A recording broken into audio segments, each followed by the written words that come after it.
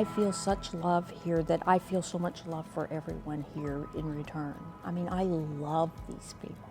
By doing the little things that we do, that enables a worship service to happen here that hopefully lets others feel loved in this place. What we were hearing and what was being said at St. Mark's spoke to us. Here it was always everybody's welcome. It's like this extended family in a way that you have through the church family. The aspect of community and feeling included immediately was really special and valuable to us.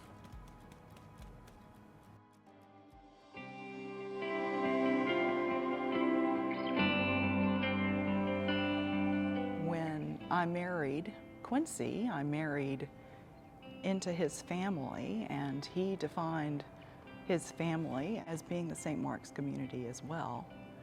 We have two awesome children. Good Lord's blessed us. Benjamin's story, though, involves the challenges we had getting him here. He was ready to come early, and we had to put Janet on bed rest and keep her, not only on bed rest, but get to bed and lie still kind of bed rest. So for 4 months, our Sunday school class and others in the church brought us 2 meals a week, at least. And so it came time to baptize Benjamin. And when you baptize someone in this Methodist church, you invite your friends and family up. We told the preacher, we want to bring everybody up. When we brought Benjamin into the sanctuary, and he looked around like, hey, I'm among my people. Everybody came to the front. Everybody came to the front and stood with us. We came to St. Mark's when we were first dating. We were invited by another couple, and we just fell in love with it. And after we got married, it was one of the first Sundays we were back, literally after our honeymoon. We wanted to come to church and join the church as a couple.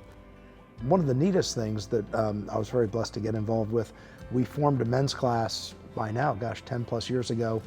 A lot of what we do is just the old-fashioned fix it up kind of stuff. Just, get out paintbrushes or shovels or screwdrivers and just go to work. You want to be involved in things, but sometimes it's a search to figure out what it is. And here at St. Mark's, there are so many opportunities that you don't have to search far. Gus is the radish man.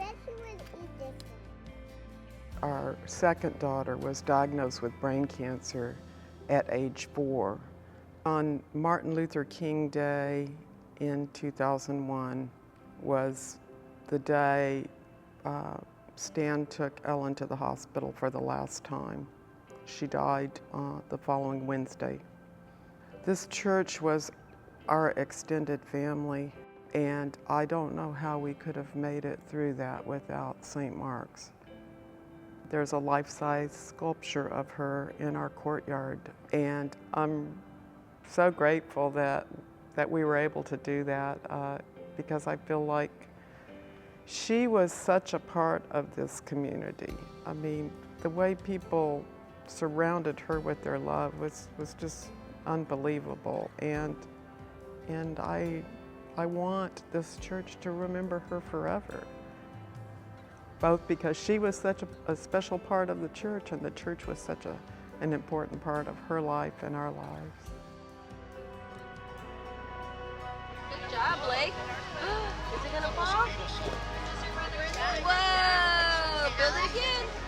For a long time, I would sit in the church and just be so thankful that I was able to come here, but it took me a while to realize how much work and sacrifice on behalf of others to create this place, and that I was just a beneficiary. I hadn't really paid my dues at all.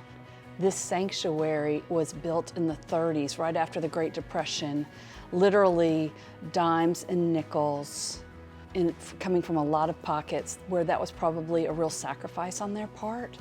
And I felt an obligation to step up and say, this is a place where I need to lay a brick as well. I can't just sit here and enjoy this kind of scot-free. It's an obligation that I need to take on as well.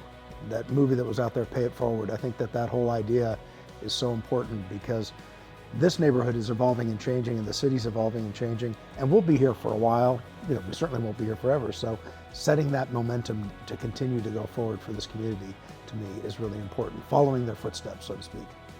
The people joining every Sunday, I mean, it's incredible. It's stuff we hoped and prayed for 20 years, and now it's all coming together. I feel like it's part of our commitment to this church and to the Christian community that we preserve this sacred place. This church has a long, impressive history, and I hope we're carrying on that legacy well today.